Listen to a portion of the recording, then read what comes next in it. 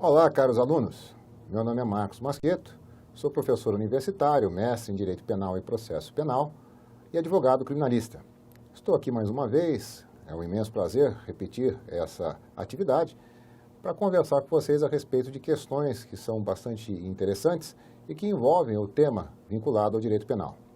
Hoje, em particular, trouxemos aqui uma questão para debate. Ela diz o seguinte: Jefferson, segurança da mais famosa rede de supermercados do Brasil, percebeu que João escondera em suas vestes 3 sabonetes, de valor aproximado de R$ 12. Ao tentar sair do estabelecimento, entretanto, João é preso em flagrante delito pelo segurança, que chama a polícia. A esse respeito, assinale a alternativa correta. A. A conduta de João não constitui crime, uma vez que este agiu em estado de necessidade. B. A conduta de João não constitui crime, uma vez que o fato é materialmente atípico. C. A conduta de João constitui crime, uma vez que se enquadra no artigo 155 do Código Penal, não estando presente nenhuma das causas de exclusão de ilicitude ou culpabilidade, razão pela qual este deverá ser condenado. E D. Embora sua conduta constitua crime, João deverá ser absolvido, uma vez que a prisão em flagrante é nula por ter sido realizada por um segurança particular. Vamos lá. É um assunto tormentoso, é um assunto bastante difícil e que depende bastante do bom senso de quem o enfrenta.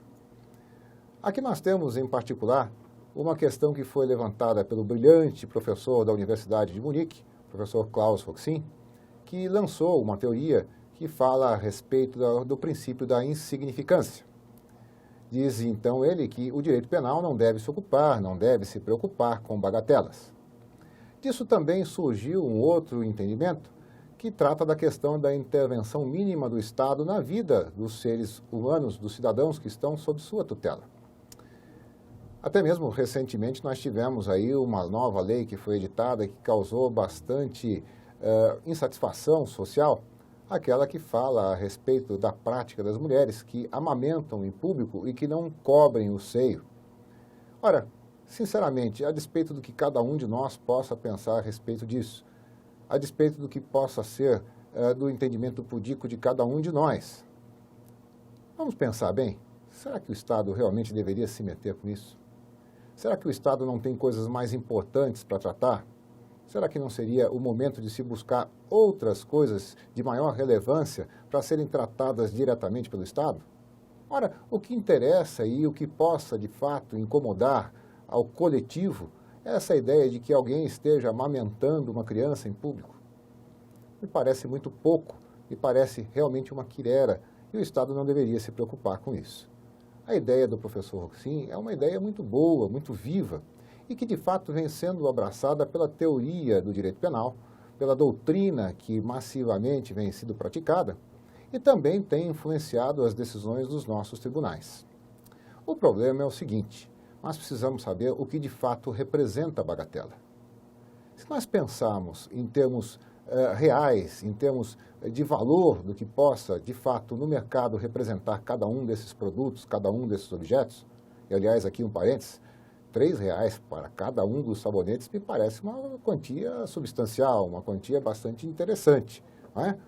Esse supermercado está praticando aí um sobrepreço bastante razoável. Mas, enfim, voltando ao cerne, a ideia é a seguinte: vejam, o que de fato representa alguma coisa que possa ser considerada como bagatela, como algo de menor valor.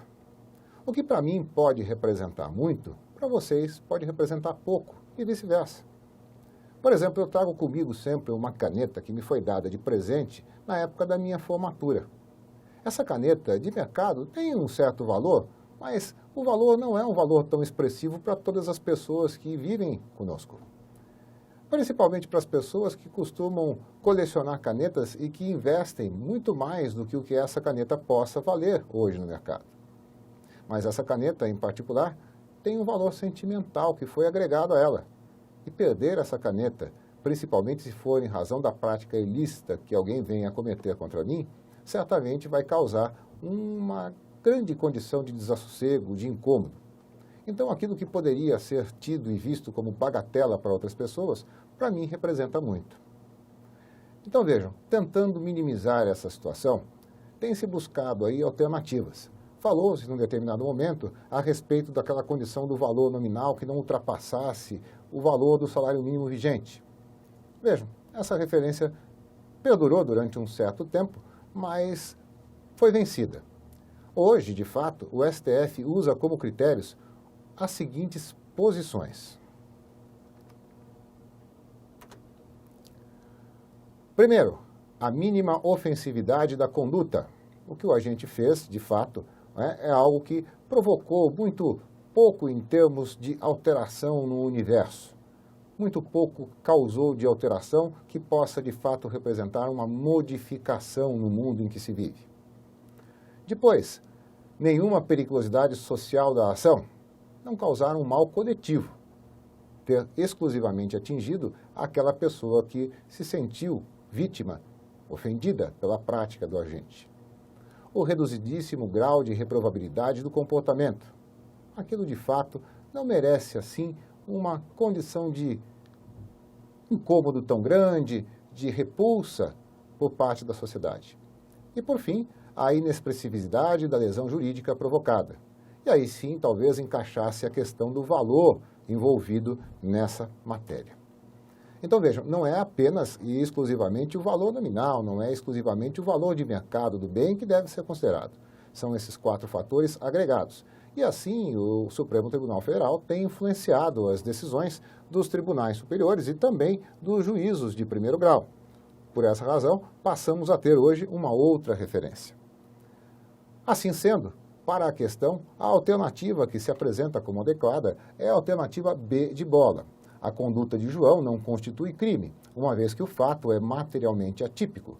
Atípico não por conta de que se dá às pessoas o direito de subtrair o que bem entenderem, desde que sejam bens de pequenos valores e que causem essa tormenta menor à sociedade, mas porque o que de fato foi praticado não implica numa condição de reprovabilidade social e de alteração no universo jurídico. A alternativa, então, que se apresenta à questão aqui é a alternativa B de bola. Mais uma vez, trabalhamos juntos e vencemos. É isso que estamos propondo para vocês. Estudem, dediquem-se e vençam as barreiras que se coloquem diante de vocês. Até o nosso próximo encontro.